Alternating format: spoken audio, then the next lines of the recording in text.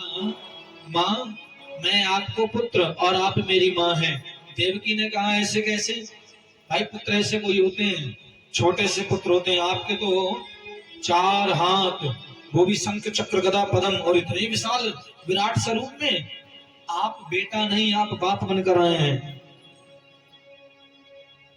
ऐसे पुत्र कैसे होते हैं? भगवान ने कहा हम तो ऐसे पुत्र हैं भाई, तुम हमसे बेटा कह लो, हम तुमसे माँ कह ले। बोले नहीं, पुत्र छोटे से होते हैं, भगवान छोटे बन गए, अब ठीक है? नहीं। बेटा के 2 हाथ होते हैं, भगवान ने 2 हाथ हटा लिए, अब ठीक है? नहीं। बेटा जब होते हैं तो नग्न होते हैं, वस्त्र आभूषण पहने नहीं होते, भगवान नग्न हो गए, अब ठीक है? बोले अभी भी नहीं। बेटा जब होते हैं पुत्र, तो बालक बोलता नहीं है, रुदन करता है। माँ, अगर मैं रोऊंगा तो मामा कंस आ जाएंगे, जैसे तुम्हारे अन्य पुत्रों को मार दिया, कहीं मुझे ना मार दे। इतना सुनकर माँ देवकी के चेहरे की वो प्रसन्नता हट गई। प्रभु, कंस तो सुबह आकर के भी प्रातः काल होते ही सबसे पहले यही आएगा, और आप अगर मिल गए तो वो वैसे भी नहीं देगा। क्या करूं मैं? पिताजी, नंद गांव में नंद बाबा को आप जानते हो? हाँ हाँ। तो आप मुझे नंद गांव में नंद बाबा यशोदा रानी के यहाँ आज ही रात्रि में एक कन्या का जन्म हुआ है, उस कन्या को ले आना और कन्या की जगह मुझे रख देना। प्रभु, आप भी क्या मजाक करते हो? आप देख रहे हैं हाथों में हथकड़ी, पैरों में बेड़ियां, जेल के किवाड़ बंद, हजारों पहरेदार, इतने कड़े पहरे में भी हम कैसे वहां तक पहुंचेंगे? आप एक काम करो, ये हाथ मेरी ओर बढ़ाओ। वसुदेव ने जब हाथ भगवान की ओर बढ़ाए, हथकड़ियां खुल गई, पैर बढ़ाओ, बेड़ियां खुल गई। हम भी संसार रूपी हथकड़ी और बेड़ियों में बंद हैं, जकड़े हुए हैं। ये हाथ हथकड़ियों में लगे हैं अभी संसार की, तभी तो दान की ओर नहीं बढ़ रहे हैं, तभी तो सेवा की ओर नहीं बढ़ रहे हैं। ये पैर भी संसार की बेड़ियों में बंद हैं, तभी तो ये पैर कथा में नहीं जाते, तभी तो तीर्थ में नहीं जाते, तभी तो मंदिर नहीं जाते। जिस दिन ये हाथ और पैर भगवान की ओर बढ़ जाएंगे, संसार की माया के बंधन से हम और आप मुक्त हो जाएंगे। आचार्य सुखदेव कहते हैं, परीक्षित, हम और आप सब बंधन में बंधे हैं। जैसे वसुदेव बंधन में थे, भगवान की ओर हाथ बढ़ाने से बंधन से मुक्त हो गए, हम भी मुक्त हो जाएंगे। विश्वास से अगर भगवान की सेवा में हाथ बढ़ाएंगे, भगवान के दान में हाथ बढ़ाएंगे, हम भी मुक्त हो जाएंगे। भगवान, हथकड़ी बेड़ियों से तो मैं मुक्त हो गया, लेकर कैसे जाऊं? हजारों जेलों के फाटक बंद हैं।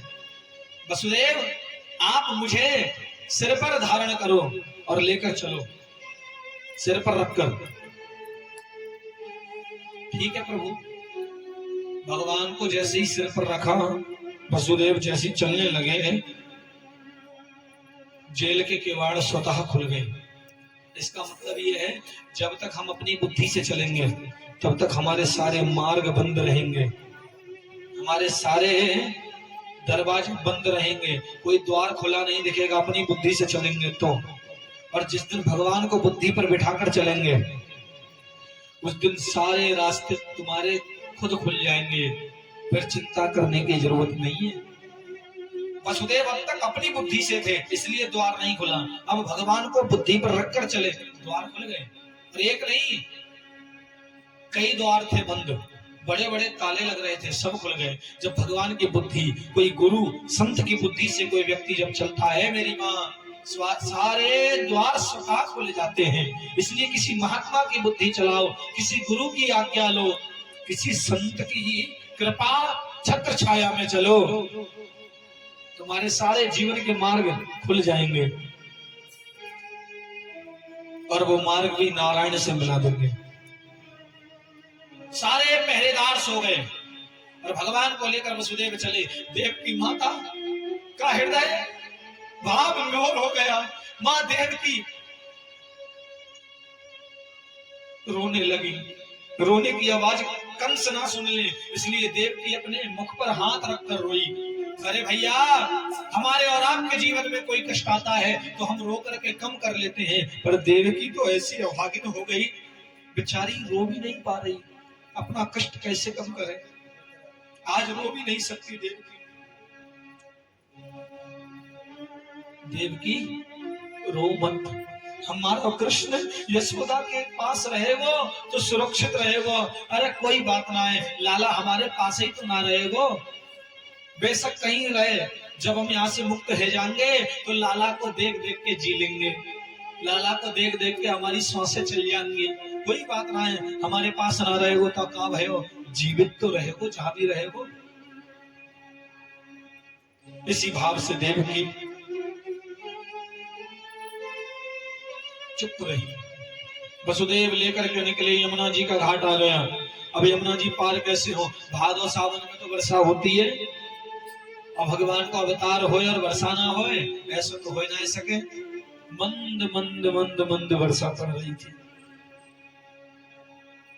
अब यमुना जी पार कैसे करें, रात्रि में ना तो कोई नाव ना तो कोई सेवा, कैसे जाएं, क्योंकि यमुना जी के पार नंद गांव में। वासुदेव ने सोची जब हथकड़ी बेड़ी खुल गई, जब जेलर के किवाड़ खोले, प्रभु को नाम लेके बढ़ जाओ यमुना में, पार हो जाएंगे। यमुना जी को जयकारो लगायो, बोलो यमुना महारानी की। यमुना जी में प्रवेश कर गए लाला को लेके बाबा। मैया यमुना जी में पहले तो घुटुअन तक पानी है, तो कमर तक आयो, पेट तक आयो, छाती तक आयो, गाड़ी तक आए गयो, गले तक आए गयो, धीरे धीरे मुंह भी डूबने लगो, थोड़ो सो मोड़ो रह गए बाबा को बाहर। बस इतने में लाला बोल पड़े, यमुना तो लज्जा ना आ रही, मेरो आवई अवतार भयो है, मुझ सही सलामत जान तो दे, मेरे बाबा को तू यही में डुबा देगी। अरे अभी तो मेरो अवतार भयो ही है, अभी तो बड़े बड़े दैत्यों को मुझे संहार करना है। प्रभु एक बार आपके चरण कमलों का दर्शन करवा दो। भगवान ने अपने चरण बाहर लटकाए, यमुना जी ने चरणों को धोया और भगवान को लेकर वसुदेव और भाई नंदगाम में यशोदा रानी सो रही थी, उनके बगल में एक छोरी सो रही। अब भाई रात में ही भाई छोरी को उठायो, लाला को धर दियो, मैया की चुंदरी उड़ा दी। कन्या को लेके वसुदेव जेलों में आए, और जैसे ही आए तो जेलों के किवाड़ स्वतः बंद हो गए, हथकड़ी लग गई, बेड़ियां लग गई। यहाँ पर परीक्षित जी ने पूछा, बाबा सुखदेव हमें ये बताओ, जब कृष्ण को पकड़ा तो हथकड़ी क्या हो गई थी, खुल गई थी। कृष्ण को लेकर चले तो जेलों के किवाड़ खुल गए थे, जब इस कन्या को लाए तो बंद हो गए, हथकड़ी भी लग गई। ऐसा क्यों? सुखदेव महामुनि कहते हैं, परीक्षित राजन इतने भोले मत बनो, ये भगवान जो है ना, ये नारायण है, और ये जो कन्या है ये माया है। जब हम माया में फंसेंगे, जब माया की ओर जाएंगे तो माया की हथकड़ियां तो लगी जाएंगी, जब माया की ओर जाएंगे तो जीवन के सारे मार्ग बंद तो हो ही जाएंगे, भगवान की ओर जाएंगे तो मार्ग खुल जाएंगे, हथकड़ी खुल जाएंगी। वसुदेव जब भगवान की ओर बढ़े तो मार्ग खुल गए, हथकड़ी खुल गई। जब माया की ओर बढ़े तो हथकड़ी और बेड़ियां और द्वार लग गए। इसलिए माया में जाओगे तो सुनो ना, माया के दीवानों सुन लो, एक दिन ऐसा आएगा माल खजाना तेरा यही पड़ा रह जाएगा।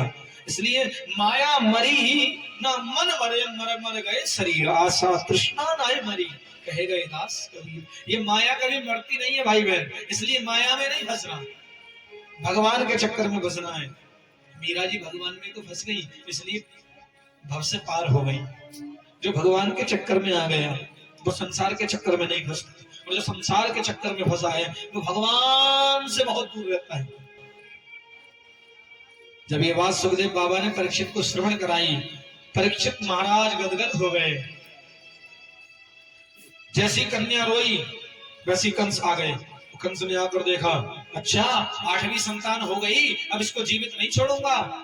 उठाकर पत्थर से पटकने लगा कंस। देव की चरणों से गिर गई, भैया ये तो कन्या है, ये तुम्हारा क्या बिगाड़ लेगी, इसको छोड़ दो, कम से कम इसको तो मत मारो, मेरी गोद को सुनना तो मत करो। लात मार दी अपने बहन के कंस ने, बहन बहनोई की। कन्या को पटकने लगा। अच्छा ये कंस कन्या को क्यों मार रहा है? कहीं ये मुझे ना मार दे बड़ी होके, क्योंकि आकाशवाणी में आया था 8वीं संतान तुझे मार देगी देवकी की, इसलिए मार रहा है कि ये मुझे ना मार दे। सुन भाई, कंस कितना भी अपनी मृत्यु को जीतना चाहे फिर भी नहीं जीत पाएगा।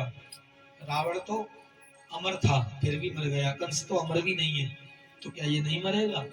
आया है सो जाएगा, राजा रंग फकीर। भैया कितना भी मृत्यु से आप बच जाओ, 4 दीवारी में कैद हो जाना तब भी प्राण निकल जाएंगे, और अगर मृत्यु नहीं है ना तो खुले आसमान के नीचे खड़े हो जाना तो वे प्राण निकलने वाले नहीं है। भैया जी सुखदेव भगवान ने परीक्षित को बताया, जैसी कंस ने कन्या को धरती से पटकना चाहा, इतने में उस कन्या में से अष्टभुजी दुर्गा प्रकट हो गई। बोलो जगत जननी दुर्गा मैया की।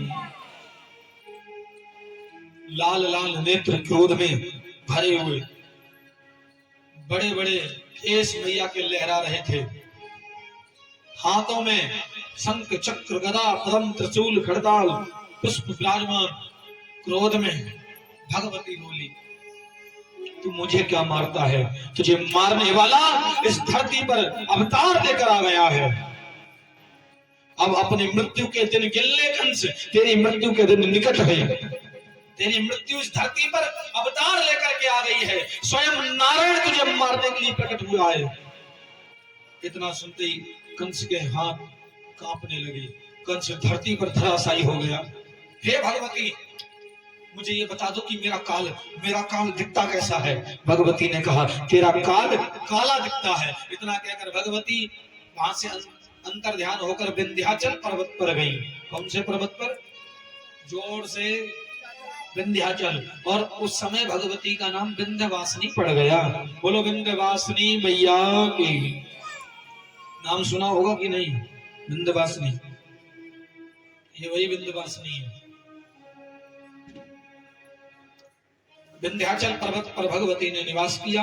इधर प्रातः काल की वेला में नंद गांव में नंद बाबा की 2 बहनें हैं, नंदा सुनंदा। जब इनको ये पतो पड़ी कि यशोदा गर्भ से है, जब 3रा महीना यशोदा को चल रहे हो, ये तभी आ गई दोनों कि भाभी की सेवा करेंगी, भाभी के छोरा है गयो तो भाभी अपने गले को 9 लखा हार हमें दे देंगी। या भावते दोनों नंदा सुनंदा भाभी की सेवा कर भी आ गई यशोदा की। अरे भाभी तू आराम कर ले, काम मत करे, फिर वो बालक बढ़िया सुंदर होएगो, हम काम करवे को आए नहीं। एक बार नंदा ने सोची कि भाभी रोज सवेरे जल्दी उठ जा मती, आज सूरज ऊपर को चढ़ गए तो यशोदा भाभी जगी ना है, कहा भाई वो आज तबीयत तो खराब ना है, कहा बात है गई, देख कर तो आऊं। तो नंदा गई, अरे भौजी, अरे भाभी, अरे भाभी। तो भाभी भाभी कहती कमरा में जैसी प्रवेश करे हो तो जैसी दरवाजे खोल के भा बोल पाई, भी नहीं बोल पाई। भा बोली तो मुंह खोलो रह गए हो। सामने क्या देखा? यशोदा के बगल में कोई छोरा बालक लेटे हुए। तो भा बोल पाई भी ना है। दरवाजे बंद करे हो और भगवान को ध्यान लगाए, हे प्रभु छोरा हो छोरी ना हो, छोरा हो छोरी ना हो, तभी तो मिलेगा माल। अंदर गई। अच्छा ठाकुर जी जब लेटे रहते ही तो यशोदा की चुंदरी ओढ़े थे कन्हैया, वसुदेव ने उड़ा दी थी। तो दोनों आंखें बंद करके नंदा एक हाथ से चुंदरी हटा के देख रही है और एक आंख हल्के हल्के खोल रही है। छोरा हो छोरी ना हो, छोरा हो छोरी ना हो। चुन्नी जैसी हटाई और देख छोरा है, खुश है गई। अरे भाभी धन्य हो, बधाई हो। यशोदा एकदम जमी, अरे कहा भयो, कहा भयो?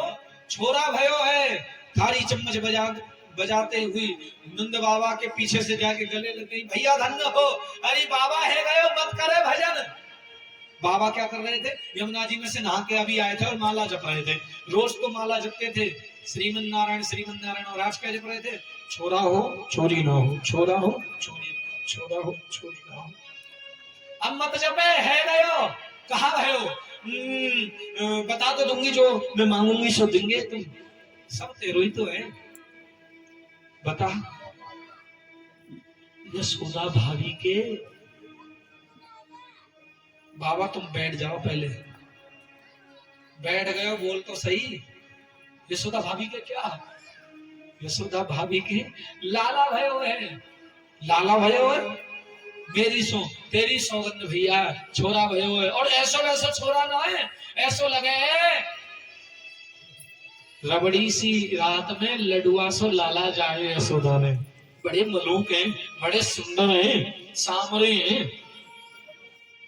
लंबे लंबे तो केस है लाला के, गोल मोल सा शरीर है, सांवरों से बड़ी बड़ी आंखें हैं, सुंदर सुंदर मोटे मोटे अधर होंठ हैं, इतना सुंदर लाला भयो है, साक्षात देवता है गयो, ऐसो लगे है भगवान प्रकट है गए। मैं भी दर्शन कर आऊं, ऐसे नहीं जाओगे, जो मैं मांगू सो देव। कहा चाहिए भाभी को 9 लाख का हार, बाबा ने दे दियो, ठीक है। अब तो पूरे ब्रज में धीरे धीरे धीरे धीरे धीरे धीरे भाग फैलने लगी। अरे भाई हमने सुना है यशोदा के लाला हुआ है, भाई सुना तो हमने भी है, कितनी सत्य बात है पता नहीं। कोई कह रहा है 85 साल की है यशोदा, 80 साल की यशोदा, 80 साल की यशोदा के 80 साल के कहूं बालक हुए। एक ने बोली हो तो ना है, पर सुनी तो हमने वो छोड़ा भाई। अच्छा चलो देख के आते हैं, भाई ऐसे नहीं मानेंगे। चो भाई यशोदा हमने सुनी तेरे छोरा भाई तो है, दिखा, हम तो ऐसे ना मानेंगे, छोरा दिखा पहले। अब जब छोरा की शक्ल देखी तो ब्रजवासी के आंखों की पल के नीचे नहीं भई, श्वास थम गई। अरे भाई जगदीश प्रकट हुए हैं, कोई साधारण बात कोई है, साक्षात नारायण प्रकट हुए हैं। नंद बाबा बोले भैया सुन, ओ भैया ब्रजवासी चल अंगारे को और लोगों ने आन दे। अब आए होश हुए तो ना, वो तो खोए गए हो भगवान में। एक तरफ बाबा बधाई दे रहे थे, खजाने खोल दिए बाबा ने, खजाने खोल दिए जाएं, जो जो है सब लुटा दो, ब्रजवासी जो मांगे दे दो। अब तो ब्रजवासियों की लेन लग गई। तो हमारे ब्रज के रसिक संत तो कहते हैं कि बाबा ने खजानों के द्वार खोले तो उसमें 3-4 लाइनें लगवाई। कितनी लाइनें?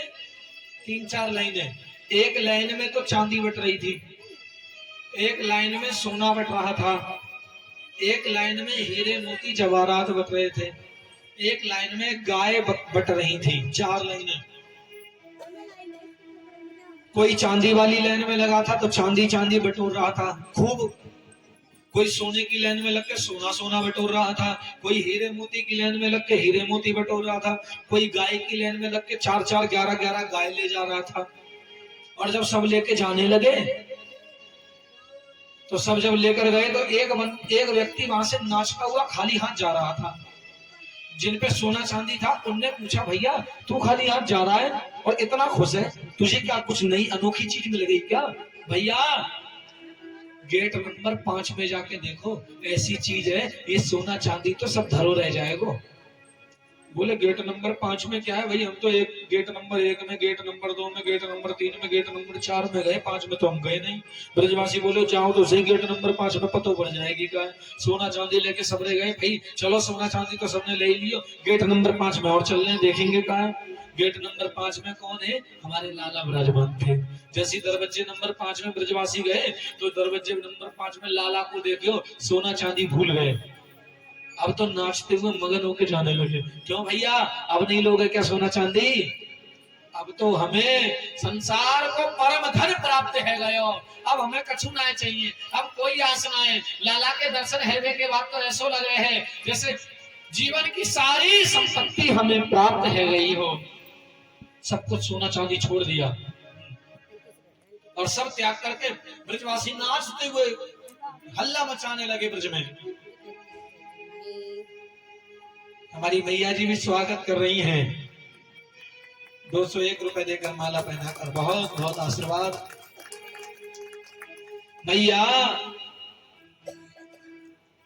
इधर लाला को जन्मदिन भैया, मैया ने माला पहनाई